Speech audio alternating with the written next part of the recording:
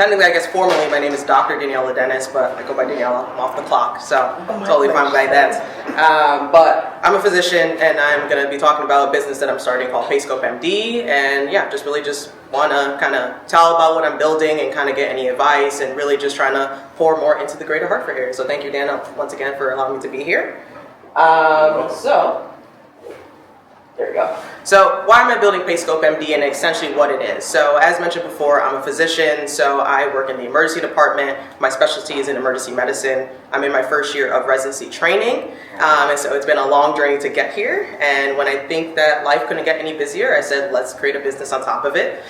So for context, the journey of becoming a doctor, if you're not familiar, you do 4 years of college, 4 years of medical school. I graduated from UConn May of last year. And then you do, thank you, and then you do residency for 3 to 7 years, depending on the specialty of your choice. Mine is emergency medicine, so I'm in my first of 3 years of residency.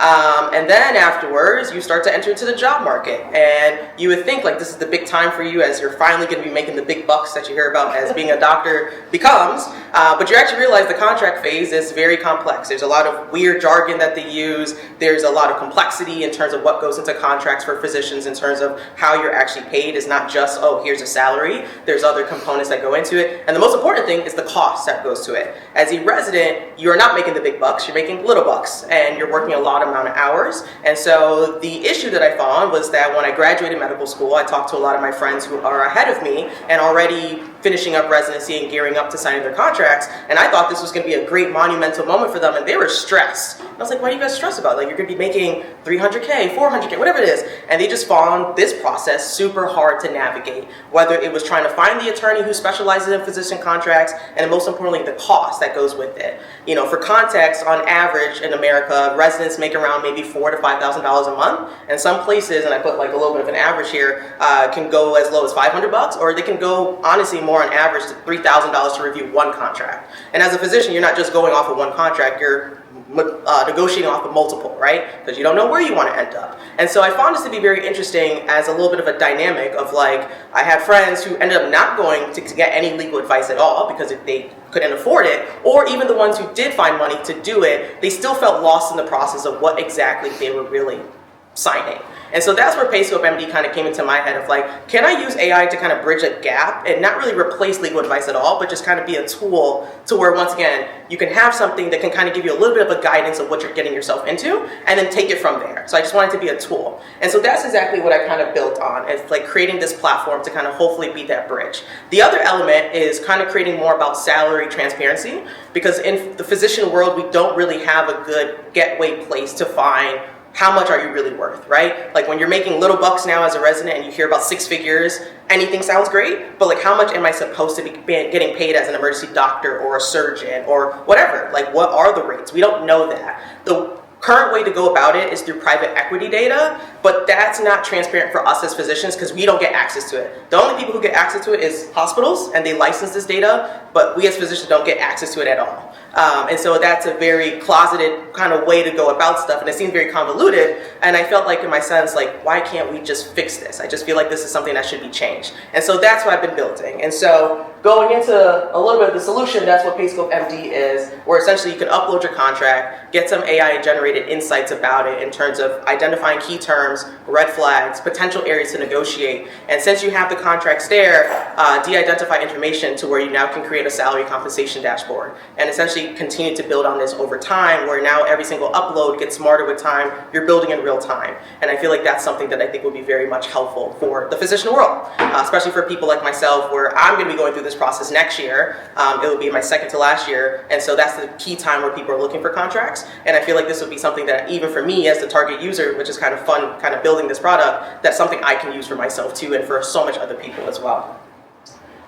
This is what I've done so far. You know, I forgot to mention at the beginning, I have no business background, no tech background, been kind of doing this all from scratch. Another reason why I want to kind of come in here to kind of learn more from you guys. And I just kind of been doing this all solo. And, you know, for me so far, I've been kind of like using like no-code tools just to kind of build out an MVP prototype. And this is what we have so far. So I've launched it January of this year, and honestly didn't do much on marketing. I just made like a LinkedIn post. I created like a TikTok account and made one quick little TikTok video. And that's honestly really it. I haven't did any paid marketing and so forth. And so honestly, from word of mouth, we were able to get like 60 people to just try it. And like I said, I didn't even put my face or name out there. I was just like, people are just honestly just going off of what the website says, and they found it some way, somehow, and got 60 people who are using it. They've liked it. I'm using my resources being at an academic institution to turn it into a research project as well.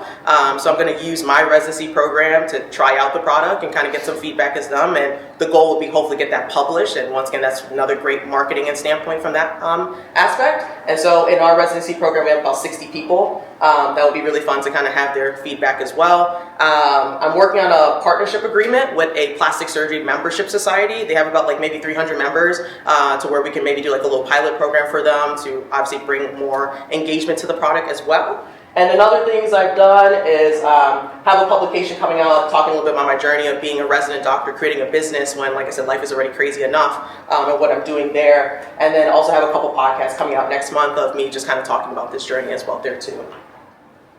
And market, I just put this in there just to kind of give an idea of like essentially who am I marketing, as I just mentioned, physicians. I think in terms of like who's going to be more of the direct people, it's going to be people like myself, residents, trainees. That's the big thing. If you guys are not familiar with the match process just happened, where essentially fourth year medical students across the country find out where they're going to be going for their training. And so that just happened last week Friday. And so we're going to have like a new group of people kind of entering into that phase, which then means people like myself moves up on a year, and that's a new opportunity for people who are going to be looking to contracts and so forth. On top of physicians who are already going to be changing in between contracts already, and there's a whole nother subgroup of physicians called locums, where essentially they're travel doctors, so 1099 contractor physicians who literally their job works around contracts. Like they are month to month, week by week, and they revolve around contracts. And so I just put this up here just to kind of give context of like, once again, it's focusing on physicians everywhere, but I think in terms of like really keying in on people who are going to be going through this the most, it's going to be resident physicians, trainees, people called fellows who essentially do even more time after residency, and then people who do locums as well there too. But open to all physicians, of course.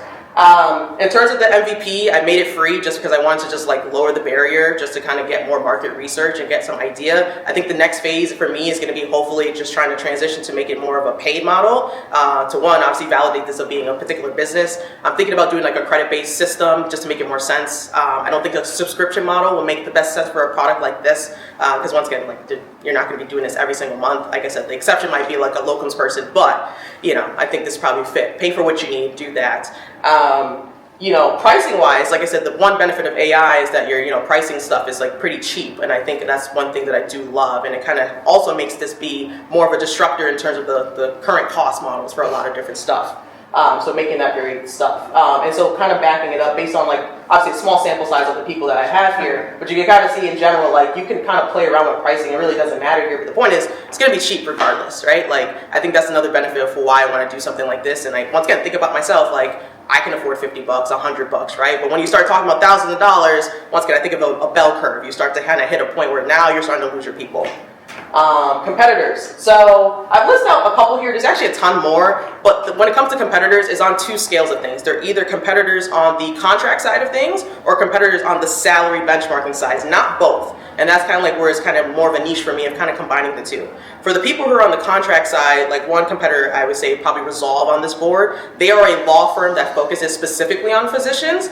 But once again, they are the people who charge like $3,000, $4,000. And that's just for one contract and for 1 hour of consultation for them. And so very, very pricey. And then I've also heard mixed reviews from them. I haven't used them myself, but I tried logging in and trying to see what I can get from them. But yeah, like their pricing range go from $3,000. I think the most expensive tier that I saw that they go up to $7,000. And I'm like, yeah, that's not coming out for nowhere. And then on the salary benchmarking side, there's a couple on here. There's so many more because I think there are people who are really interested in, once again, making physician salaries more transparent.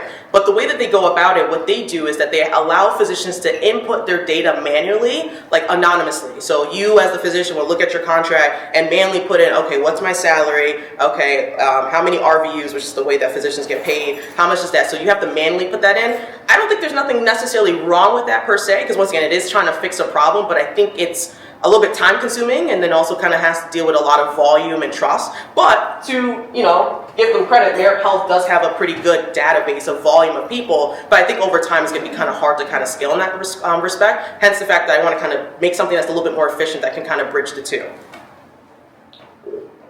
Strategy-wise, like I said, I think for me it's just trying to focus a little bit more about just making connections. Like I said, I'm trying to leverage the time that I have in residency to hopefully get more connections within different residency programs. I already talked about creating different partnerships and deals with that. Social media, I really want to tap into that more. I actually have not, and so that's something that I really want to do more of like posting on LinkedIn and Instagram and everything in between to really capture, people like myself and so forth. And so I want to do a little bit more of that. Medical societies, medicine is all about conferences. They love conferences. That's honestly where a lot of people find out where they're going to get jobs. Getting a job in medicine is like really weird. You just honestly just talk to somebody and they can just give you a contract on the spot. And so they go to a lot of these conferences for those purposes. So I just want to be in the face of those people. And so kind of getting out there a little bit more. And I really talk about social media and so forth. And then once again, this is me. So this is the things that I've been able to kind of do thus far. It's kind of weird kind of making a slide about myself because I don't really give myself a lot of credit. Because a lot of times I'm just like, what I actually do? So it feels a bit weird. But I feel like looking back, it's kind of cool to be like, I kind of took this idea and concept to at least something, and I just feel kind of proud of that, to be like, oh wow, like I've honestly did this completely solo without any advice. I've honestly been reading books and going off of TikTok videos and just kind of figuring it out as it kind of goes along. So I'm super proud of that aspect. And then this is where I'm at right now in terms of stuff that, like I said, I've been able to do this on my own, but I think at this point too, I think for me is now learning about how to get this to the next level. And so I think the biggest thing for me in my perspective is probably getting an engineer on board to really be able to create a better infrastructure. I think that the platform that I built this on is great, but I think in terms of scaling it to have multiple members and create partnerships and stuff, I think it's going to be somebody who has more experience of building stuff, like an engineer. I think it's going to be super helpful to really help me do that a little bit more. I think similarly for me, it's going to be kind of navigating this space when it comes to health, kind of like the health tech side of just making sure like things are secured on a data privacy level and that kind of stuff, because I take that very seriously as well. And then like I said, the other thing too, I just need to tap more into social media. On a personal level, I'm not that big on social media, so I think that's why it kind of trickled in, but as a business person, gotta do that. So I think those are the other things, and I think that's about it. So that's it. This is great. Thank you. This is how you see 40 patients in a shift, right? Yes. Yeah. Bang, bang, bang. Bang, bang, bang. So one thing I learned, do doctors not have an agent that represents them to negotiate all this stuff? No. It would just be your attorney to go through this process if you hire an attorney. Oh, okay. Yeah. It's funny because now, I just feel because of cost, a lot of them they for example, at my program, we use our program director. They use our program director to review contracts for and be like, hey, can you just look at this for me and see if this sounds good? And that's what they go about. But there's no direct agent and so forth. There exists, but it's going to cost money to do so.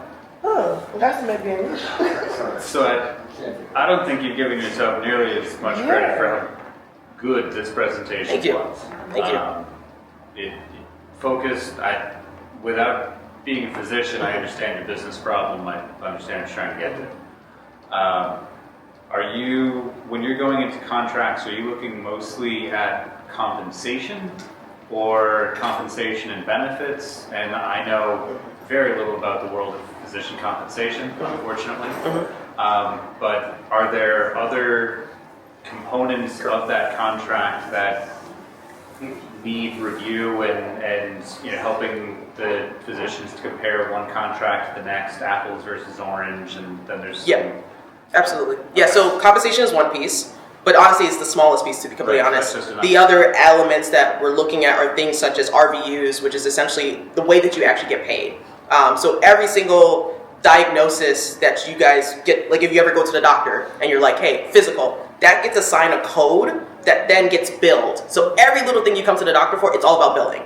And so ankle sprain, that has a certain CPT code that goes with it, and that gets billed. And so your RVUs is based upon the billing of the codes that you get assigned. And that's honestly a big portion of what your compensation actually is. So looking at what your RVU structure is. So that's another component that contracts need to look into, where a lot of people don't know that in terms of I'm just getting my base salary, but you don't realize that a good portion is how many RVUs are you billing for the hospital for them to get money. So that's one element. Other things are relating to insurance things like malpractice insurance, who's covering that? Do you have to pay out of pocket? Does the hospital pay for that? Tail coverage, if I leave this practice, if I get sued right before I leave, is the hospital still going to pick up that claim for me? Things like non-competes, which means if I leave this practice, can I still work in this area? Yeah, I want to try to interrupt you, but I have time for more questions. Yeah. So the short answer is yes, there are definitely lots of components, and you were looking at all that. Absolutely. Perfect. Yep. I just, you know, I would echo Steve's comments. I teach entrepreneurship at UART. This is a fantastic. Thank you. I just have one question in terms of the nature of how these contracts and employment process happen. So residency, it seems like there's no choice. You kind of are just thankful to get picked someplace and you fly off into wherever part of the country you fly. Correct. After 3-4 years, then it is like how many contracts, the interview process, and on average, how many contracts would one individual have within their like the last 6 months of their residence? That's a good question. It's hard to put a number on it. I feel like talking to my peers, a lot of them are probably reviewing maybe 4 to 5. It depends on, like I said, are they looking at certain locations? Like if they're more focused on getting into a city, like New York is a very hard market to get into as a doctor. They might be interviewing with 10 different places. But like if you're in a place like Connecticut, honestly, most of them just go off of 1 or 2. They're like, either I want to go to UConn, I want to go to Yale, or maybe Bacchus or something. It just depends on the market you go into. But yeah, it's a little bit of a weird process with physicians because like it's not really that formal. The only time it gets formality is when you get the contract in hand. But in terms of getting the like interview, a lot of it's just on the spot. I'd be like, oh, Dan, I know you work at Bacchus. Are you hiring? And they'd be like, sure. Have a quick coffee and then there's the contract. But then you have to figure out, is this what I want? Well, so I guess so when you do get a contract, because you've been through this 11-year sprint, 12-year sprint, typically most people would just take it. Yeah. Because once again, they don't know better, and like I can't blame them either. Like you're going off of 60,000, and then somebody's handing me a contract that says 300,000. You're not reading the fine print of like once again what goes into more behind that. That sounds great.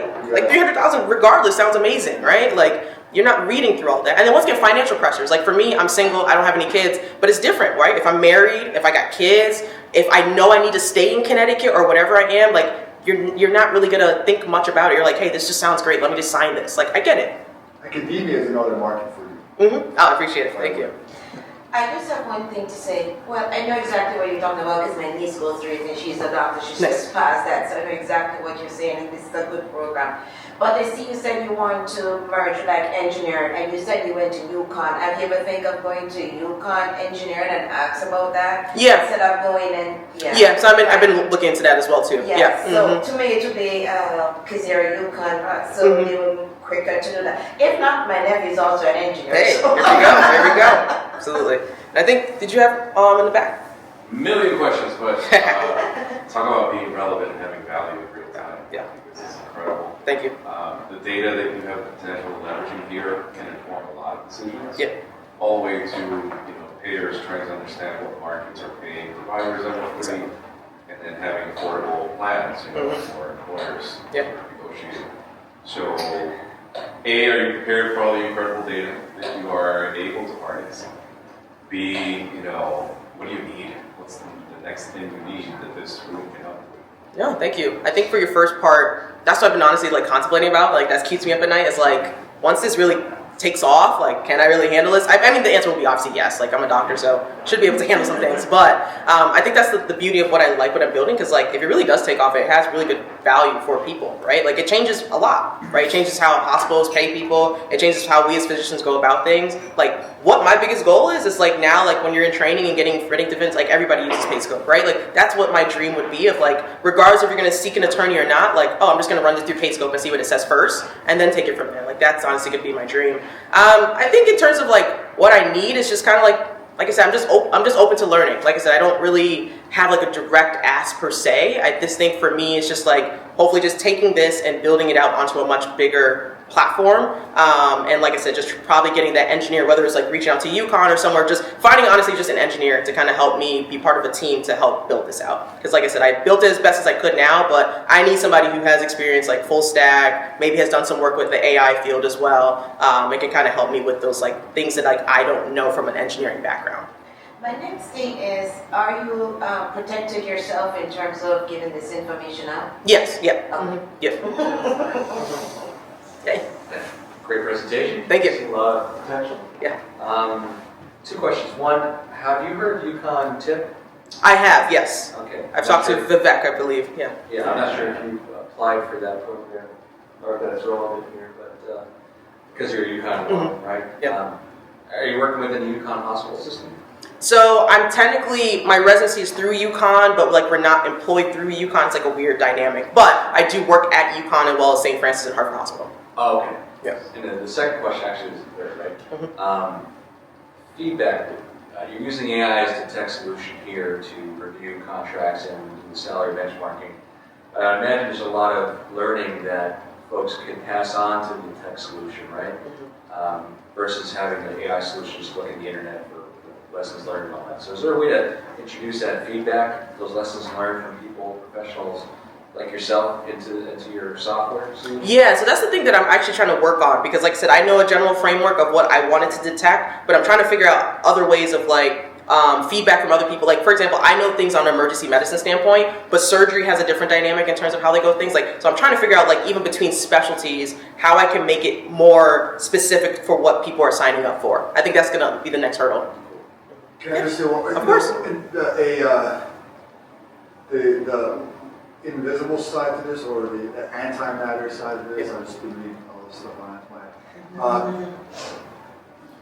You could really use your platform to articulate the pricing structure of both institutions. Yeah. And maybe, I don't know if that's going to lead you to be ostracized, you know, because I would imagine that those contracts, imagine fast forward across 5 years and every single hospital has, your database has those contracts. Well, you know the exact billing structure of every single institution in the country. That'd be very powerful information.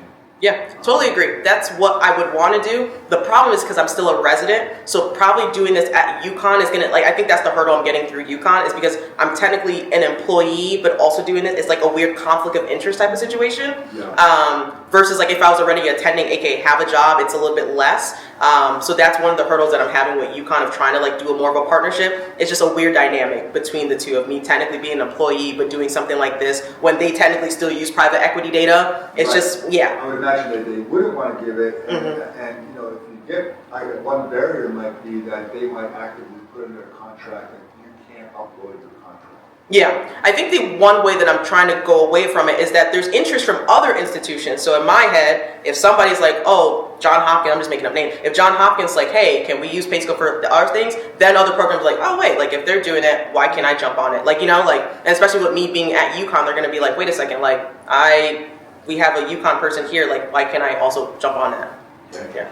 Just adding to that, that's a really great way to look at it. Yeah. Positives. You know, think of like Glassdoor. You can see who's rating, you know, whose rankings are higher. Yeah. So using it as a competitive differentiator that we are, you know, not only greater compensation for providers, but maybe the workforce, the quality of life, all the other benefits that would make a provider shine. Yeah. They would want to participate instead of, you know, look at it as a competition. Yeah, absolutely. And it just would take time. Like I said, there's plenty of other residents who built businesses while in residency who then have created pipelines to where they worked with their own programs. It just takes that one outreach to somebody else to give them a shot, and then the program comes back to them like, oh wait, I do want to take a chance on you. So you just need that time. I think we have room for one more question. Please have conversation. Yeah, absolutely. Yeah, I'm around. Just in time.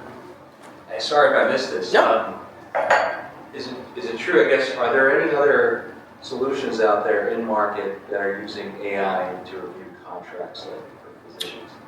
For physicians specifically, not that I would find. Resolve, which is the law firm that I mentioned that focuses on contract, they created a little bit of an AI tool, but the problem is that I looked into this because I was like, oh, this is interesting, you're kind of building something similar, but what they do is they don't give you the full breakdown. What they do is like you can upload your contract, get it decoded by AI, but they stop it halfway so that you can buy into their full pricing. So they give you access to do a free contract review, but it's really not free because it's like you get to like half of page one, and then it's like unlock the rest of your contract by paying for $3,000. So it's not really a full thing. So Just Paul, to that, anyone using AI solutions to review contracts in general, not just for physicians? yes, that part, yes. Okay. Yeah. Okay. Just curious. Wonderful. Thank you. Good job. And do you want to introduce Yes. the Hartford Club and DB for their... I don't know, Yes. it was late, so I figured you should. Yeah, Yes. absolutely. You want me to give an update? You're a better story. Great presentation.